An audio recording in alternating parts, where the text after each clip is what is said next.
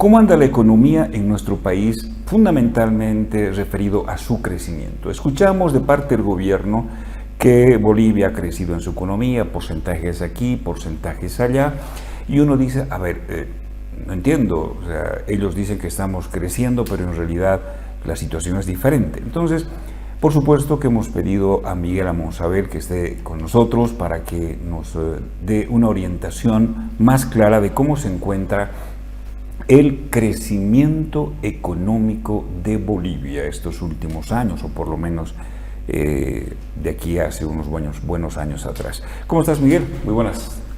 ¿Cómo estás, Delfín? Muy buenas noches. Economía, este es un tema apasionante. Es interesante hablar desde una perspectiva de cómo hemos evolucionado, ¿no? O sea, cuando tú pones la panorámica en datos, en bastante tiempo, puedes ver los aciertos, los fracasos de una política económica y también puedes ver las perspectivas futuras que va a tener la economía nacional. Hemos preparado una cantidad de datos, hubiéramos querido que sea un poco más amplio, pero hubiera sido muy largo. Vamos a ver principalmente, Delfín, ahora el crecimiento económico reflejado en indicadores de Producto Interno Bruto principalmente. Yeah. Vamos a ver algo de endeudamiento. Vamos a dejar para otra oportunidad la inflación en el país, que también es un tema muy importante que la gente lo está viendo, y también vamos a dejar para otro momento el desempleo en el país. ¿Ha funcionado el modelo económico del MAS en Bolivia durante las últimas 2 décadas? De eso vamos a hablar, cómo recibieron, cómo fue antes, cuál es la situación actual.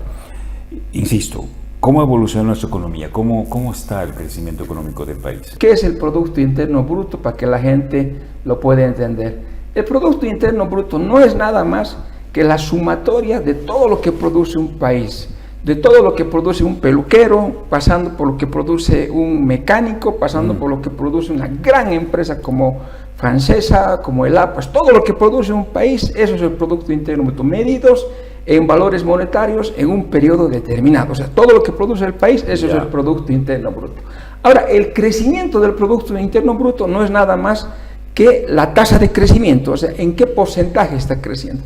Y aquí vamos a ver una cosa que le gusta mostrar al gobierno, y a muchos gobiernos les gusta mostrar, es esa tasa de crecimiento, cuánto está creciendo periodo a periodo la economía. Si vemos aquí, vamos a comparar con Brasil, Bolivia-Brasil.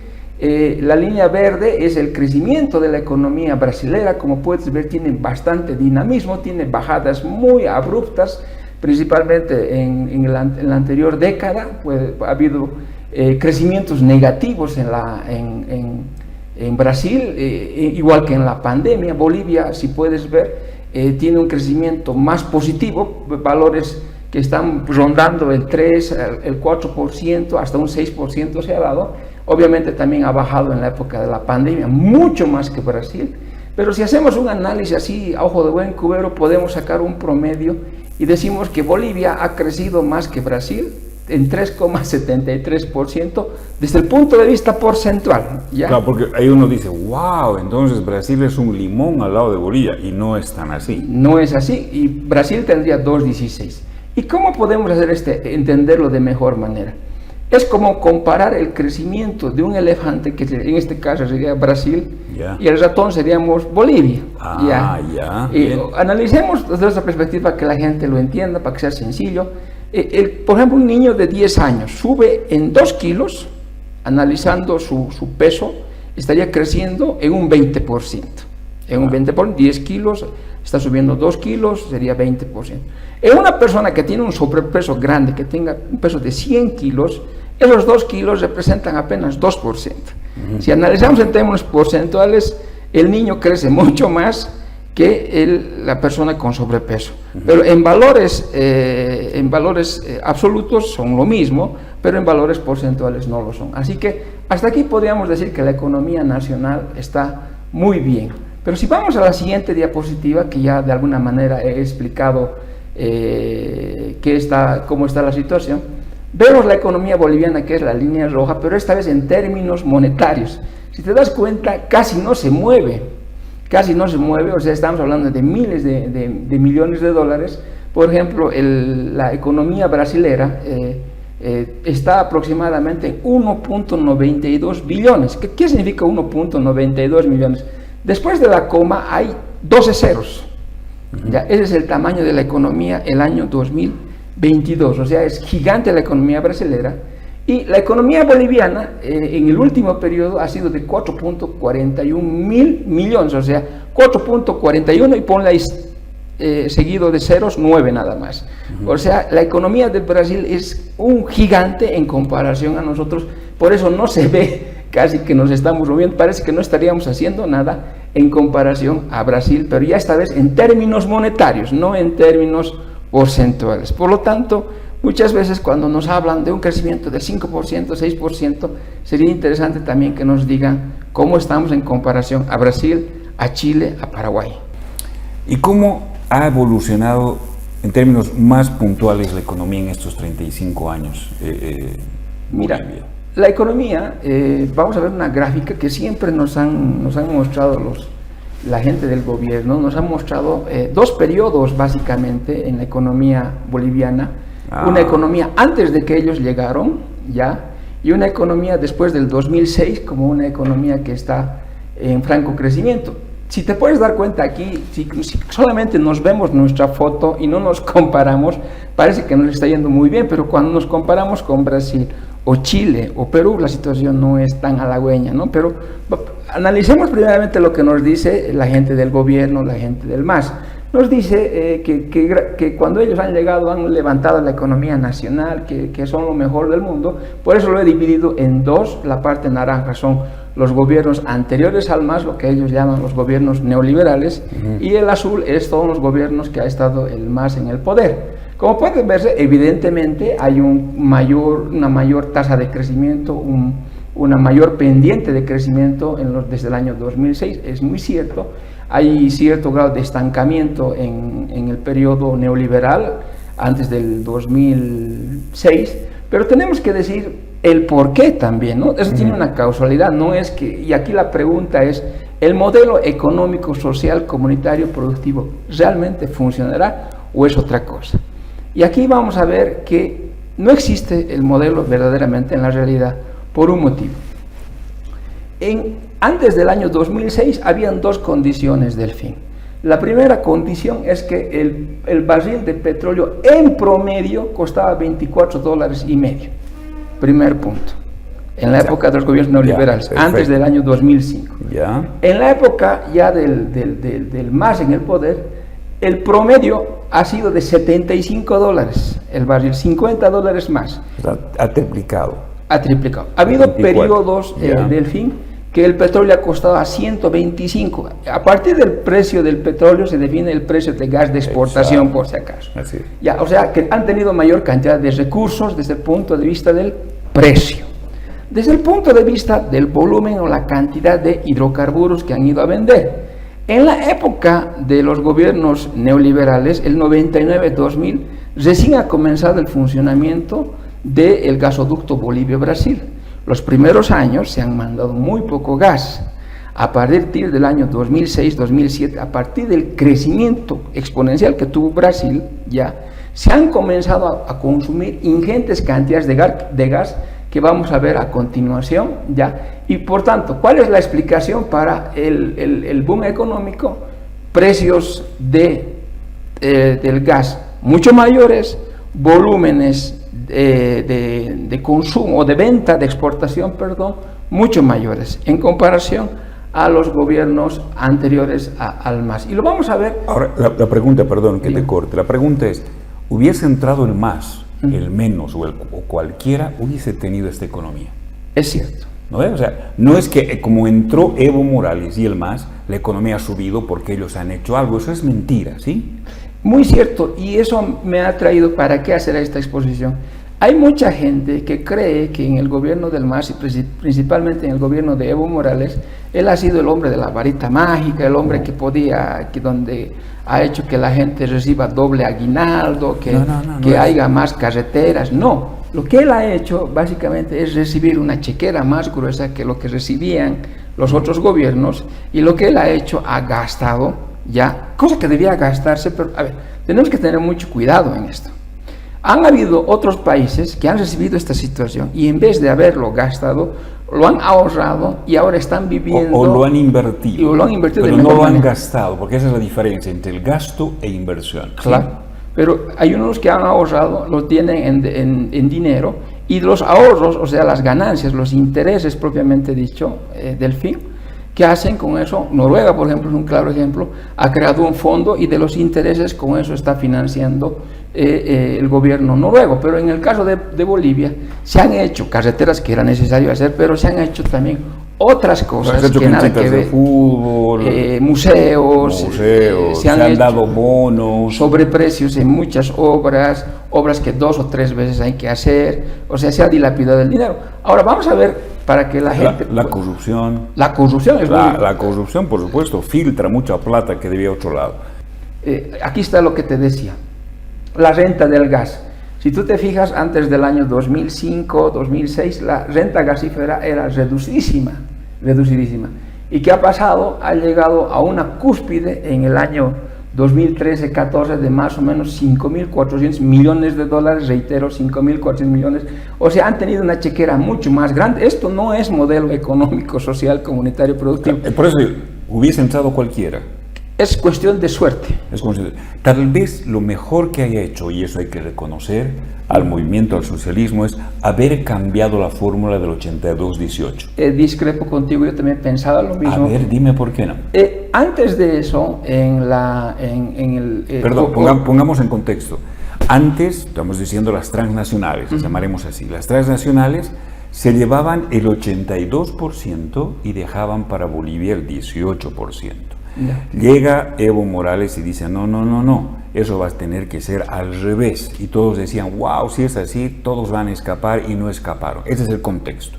Yo considero que para mí es lo mejor que ha hecho cambiar. Tú me dices que no y expliquemos. Ahora estamos.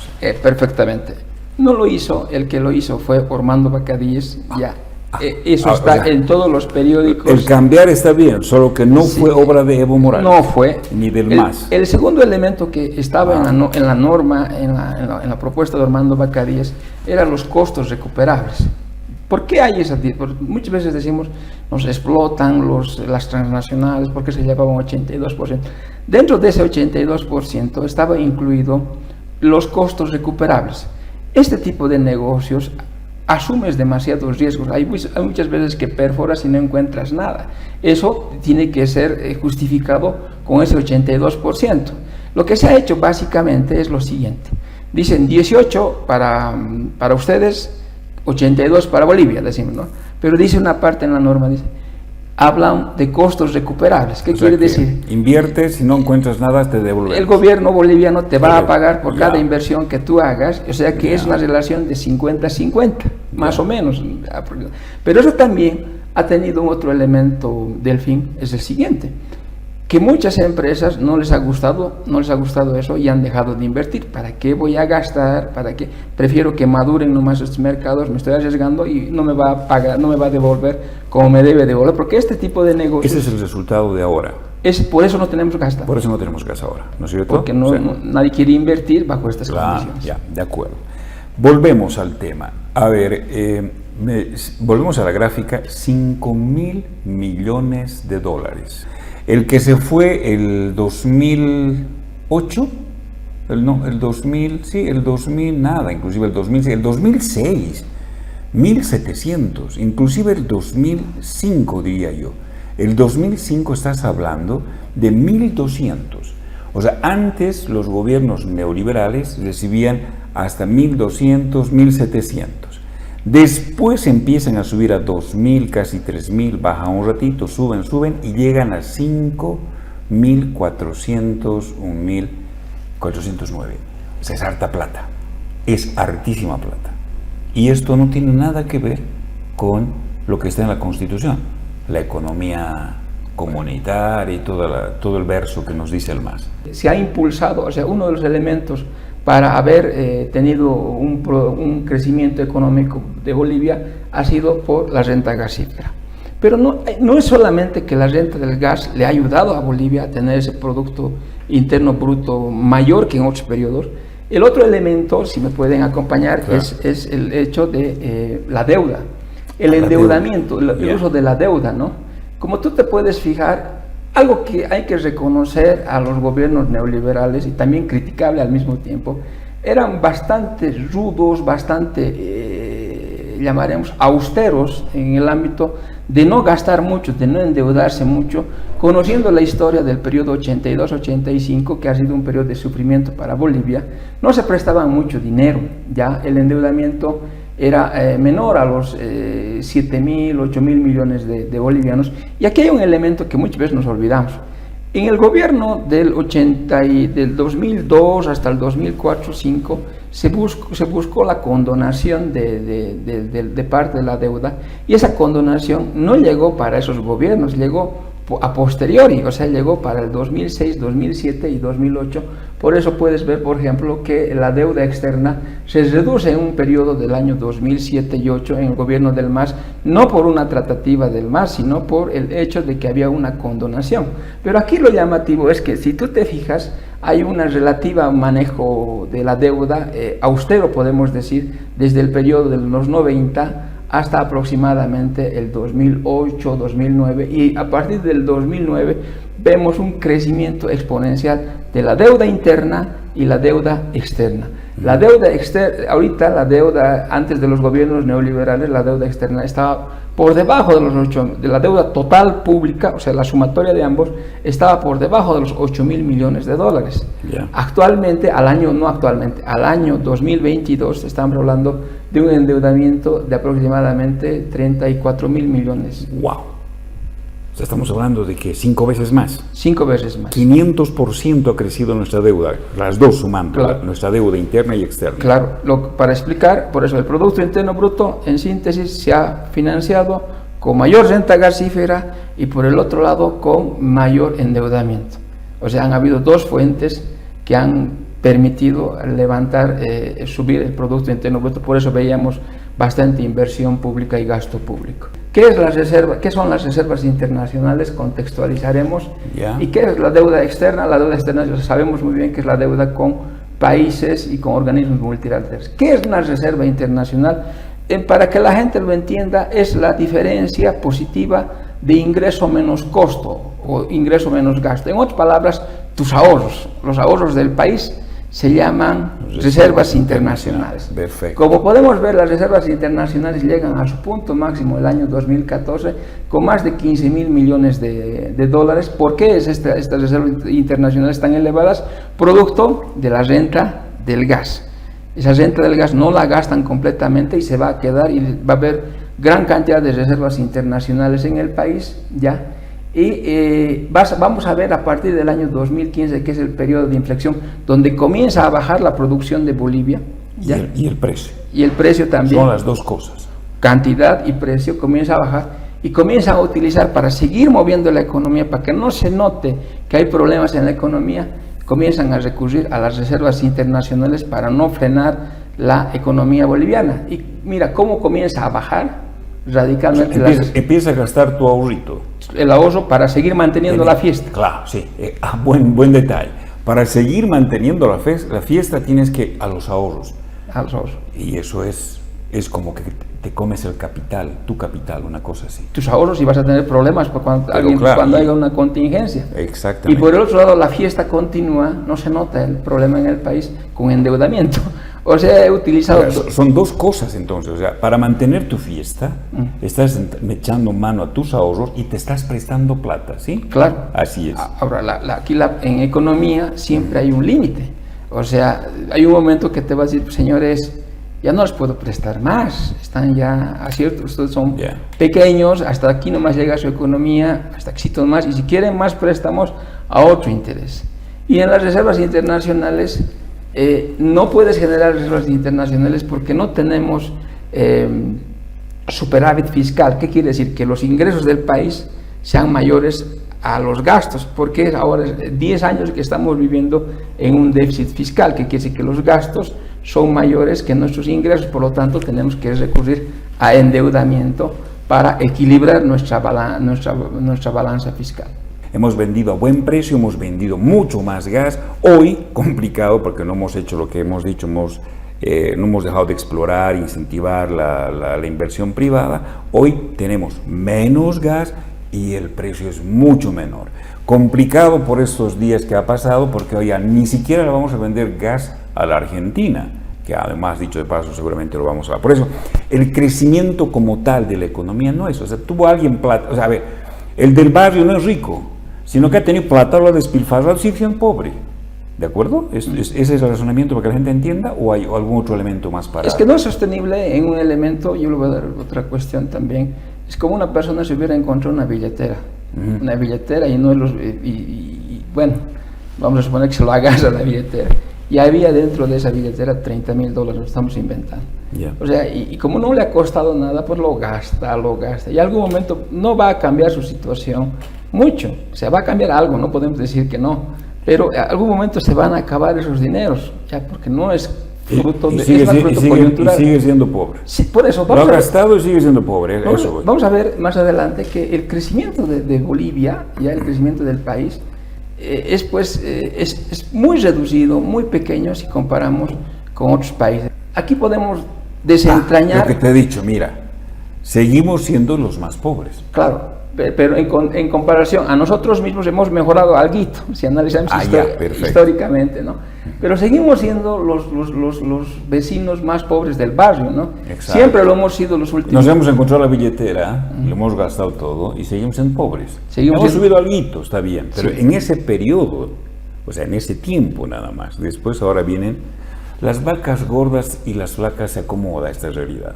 Sí. No hemos tenido 7 años de bonanza y ahora viene la debacle, o sea, ahora vienen las vacas flacas. Es muy cierto, pero también hay un otro elemento. Si tú analizas otros países, por ejemplo, Uruguay, no recurre, tiene un mejor Producto Interno Bruto, antes, ¿qué es Producto Interno Bruto per cápita? Es la producción de un país dividido entre la cantidad de población. O sea, ¿cuánto produce en promedio Delfín? ¿Cuánto produce en promedio Miguel? A eso nos referimos, ¿no? Porque no podíamos comparar Brasil con Bolivia, como hemos visto que el tamaño que tiene Brasil es demasiado, dividimos entre la población. Y aquí podemos ver el nivel de productividad que tienen en relación a todo lo que produce su economía en relación a la población. Y aquí podemos ver, Uruguay, por ejemplo, es una economía mejor que la nacional, Uruguay ha superado a la Argentina. La Argentina hasta el 84, hasta los 90 ha estado relativamente bien, ha tenido un pequeño, o sea, podemos decir una meseta donde no está creciendo. Chile, por ejemplo, ha tenido un crecimiento desde el año 84. Brasil, por su tamaño, todo es un crecimiento moderado, llamaremos, y los otros países, y después llegamos a Bolivia. Estamos a la saga. Los verdes somos nosotros. O sea, ahí está, los que estamos abajo, o sea, per cápita. Volvemos al tema del barrio, una casa, lo que gana papá, mamá, los hijos, todos, dividido en la cantidad de los miembros de la familia. Perfecto. Eso es el PIB per cápita. Perfectamente. Ahí está el ejemplo, ¿no es cierto? Eso es. Ahora sí, esto es importante, porque tenemos que ver ya cuáles son las principales actividades económicas de Bolivia. Bueno, el país en su contexto lo hemos agrupado para que hubiera sido muy complicado ver las gráficas, las subidas, todo lo hemos graficado por ciclos. Como puedes fijarte, hasta un principio, o sea, en el primer ciclo, siempre hemos tenido una característica un poco industrial, pero a ver, esto de industrial no veamos como algo que somos muy avanzados, ¿no? Estamos viendo producción industrial como por ejemplo, la harina de soya, no es un producto terminado, es un producto intermedio. El aceite, por ejemplo, no es un producto tan avanzado, ¿no? O sea, hay ciertos productos que se hacen, por ejemplo, la joyería. Fundamentalmente la agroindustria. La agroindustria, la minería también refinada hasta cierto punto se considera industrial, por si acaso, aunque no lo es tanto. Eso es lo que ha crecido más a nivel de Bolivia. Y después está lo que tú decías, el ámbito de la agricultura, de la agricultura principalmente del oriente boliviano, está reflejado en esa columna verde, y después tenemos los servicios financieros, o sea, todo lo que es actividad financiera, seguros, reaseguros, todo lo que es principalmente el trabajo con dinero. Y después tenemos lo que es el transporte. Y lo llamativo aquí es que si bien en el Producto Interno Bruto parece que el ámbito extractivo, o sea, la minería y el gas, por si acaso ese negro es minería y gas, principalmente gas, no parecería tan importante, ya eso es lo que le alimentaba al país para el funcionamiento de los otros sectores, ¿me entiendes? La barra azul, ¿cuál es esa celeste, la más alta? La más alta es industrial, manufacturero industrial. Eso es lo que básicamente es el país, ¿no? Lo principal. Pero te puedes dar cuenta también que los servicios, y esto me va a servir para analizar nuestra situación a nivel regional, los servicios de la administración pública, que es el rojo, si tú te das cuenta, el gasto público en sueldos y salarios, es el que te está mostrando principalmente el servicio de la administración pública, está creciendo rápidamente. O sea, el gobierno de alguna manera ya está metiendo más dinero que la minería, o sea, que la minería y el gas. El gas es el negro. Desde el 2016, ¿no? 2016 al 2023 estamos viendo esa situación.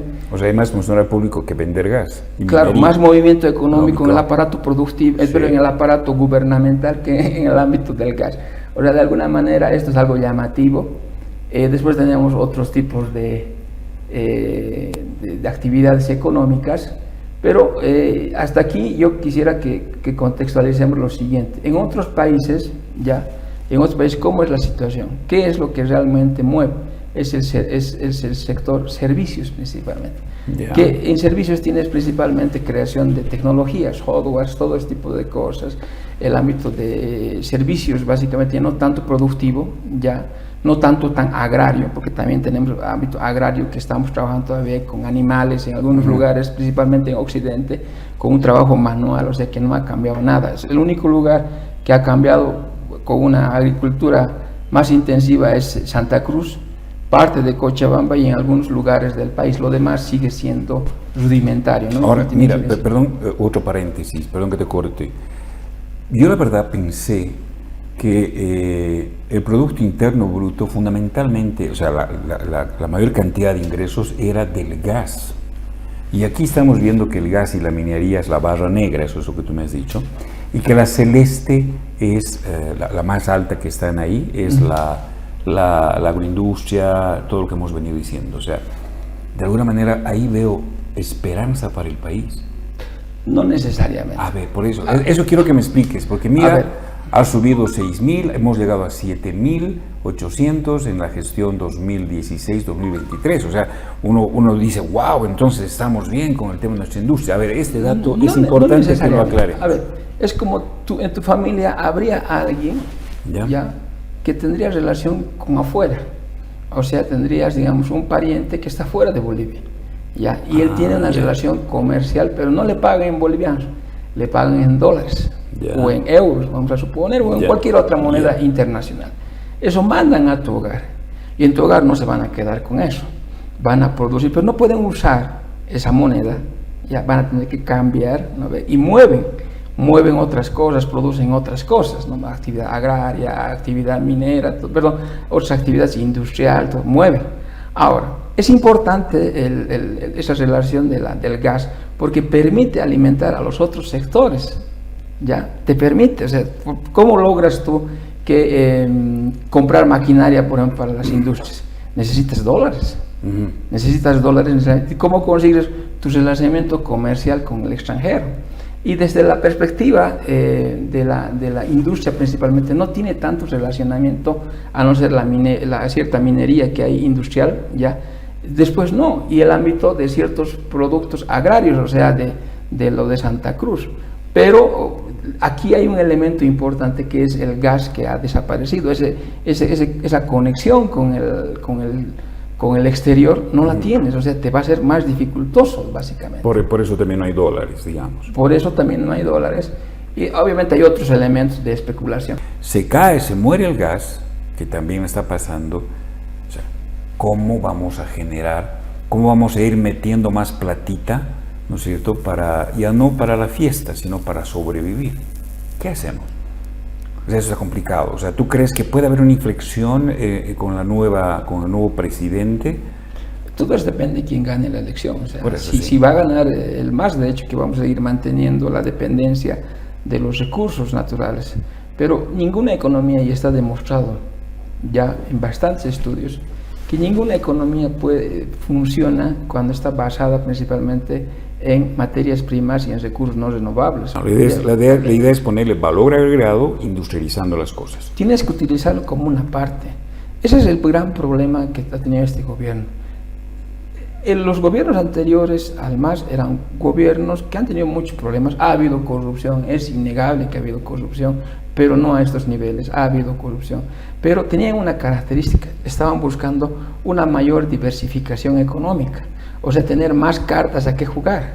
En el caso del MAS se ha jugado a una sola carta, claro. Y el problema es ahora que, pucha, ¿cómo levantamos las otras cartas? Nos está yendo como nos está yendo, así de terrible. Es terrible lo que está pasando. Ahora, la gente en esta elección, yo no espero, no soy político, no espero grandes cambios. La gente, y esta presentación se ha hecho para que la gente se dé cuenta que el gobierno del movimiento al socialismo, aquí no lo queremos, yo lo estoy mostrando con datos, no quiero eliminar cualquier sesgo subjetivo. No ha hecho un buen trabajo. Sí. Nos ha puesto en un riesgo tremendo a todos. Y vamos a pagar esto, lo que hemos vivido esta fiesta, vamos a despertar con una cruda muy dura, donde no vamos a tener un chaqui terrible, problema de bolsillo y problema emocional, básicamente, y nos va a durar por lo menos unos 10 años. Hay dos elementos. La gente quiere una varita mágica, quiere algo, piensa que un toquecito y vamos a funcionar. No, son procesos de larga data. Procesos. Por eso, o sea, no hacemos eso. O sea, tú quieres que la economía mejore, no va a mejorar la economía de aquí a un año del fin, va a mejorar, algo puede mejorar de aquí 3, 4 años. Y quieres una mejora absoluta de la economía, por lo menos tienes que esperar unos 20 años. Seguimos generando fábricas en malos lugares, malas localizaciones, malos tamaños, corrupción de por medio, mala ingeniería, mal diseño de productos, y eso va a ser un fracaso, y seguimos metiéndole dinero con políticas económicas trasnochadas como es la sustitución de importaciones, que cabe recordar que es un modelo de los años 50 ya, y abolido en los años 80 por todas las economías del mundo, pero en Bolivia seguimos manejando 44 años después como si fuera un modelo económico que funciona. No funciona porque el Estado no tiene la capacidad de competir contra productos del extranjero. Claro. Y si va a competir contra un nacional, le va a mandar la aduana, le va a mandar impuestos nacionales, le va a buscar por la autoridad de empresas cosas para eliminarlo. ¿Cómo han eliminado a Amazonas? Le han eliminado a partir de un correteo de impuestos nacionales. Lo mismo le han eliminado para que gane BOA, por ejemplo, en el caso de BOA, para que se vuelva un monopolio. ¿Cómo han hecho? Lo han correteado a Roca, que era el dueño y gerente de Aerosur, lo han hecho desaparecer. Han aumentado su participación de mercado, después lo han correteado a los de Amazonas, les han hecho desaparecer. Y te pregunto, ese monopolio, que casi tiene un monopolio, ¿ha mejorado? ¿No? ¿Ha mejorado el servicio? Ha empeorado. Hemos visto la cruda realidad de más de 2.000 empresas que no producen, solamente producen ricos, y son los ricos del partido, los amigos de los jefes coyunturales del momento del fin. Si ustedes quieren, estatismo versus liberalismo. Yo considero que el Estado no es la que crea fuentes de empleo. El Estado tiene que generar mejores condiciones para que los privados generen fuentes de empleo realmente dignos. 2. Si se quiere cambiar la economía es fácil, déficit fiscal. Tienes que gastar menos de lo que, o por lo menos igual de lo que te ingresa. Hoy estamos gastando más de lo que ingresa.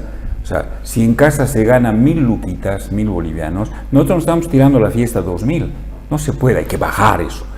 2. Las empresas públicas. Las empresas públicas que generan un gran déficit, que también hace esto del déficit, hay que cerrarlas absolutamente todas. Está clarísimo. Todas las papel bol, todos los bol han quedado cualquier cosa, ¿no es verdad? Y para mí hay otro elemento que seguramente el gobierno tendrá que hacerlo, y lo vengo recordando. Hoy el 80, el 85%, o sea, de 10 pesos, 8 bolivianos, o sea, de 10 pesos que recauda por tema impositivo y qué sé yo, el Estado se queda con 8 y reparte 2. Eso hay que cambiar. Eso demuestra que ellos tienen un modelo económico centralista, un modelo estatista, con lo que tú has dicho, que no genera absolutamente nada. Algo más para cerrar. Yo creo que esta es una muy buena reflexión con datos, con montos, con estadísticas, para que aquí no digan, no, es mentira, no, esto no es, esto es muy objetivo y te agradezco, Miguel. Pero nuevamente este pacto fiscal se tiene que ir desde una perspectiva ya más de una voluntad de querer realmente algo y no de una perspectiva de cumplir por cumplir como siempre se hace.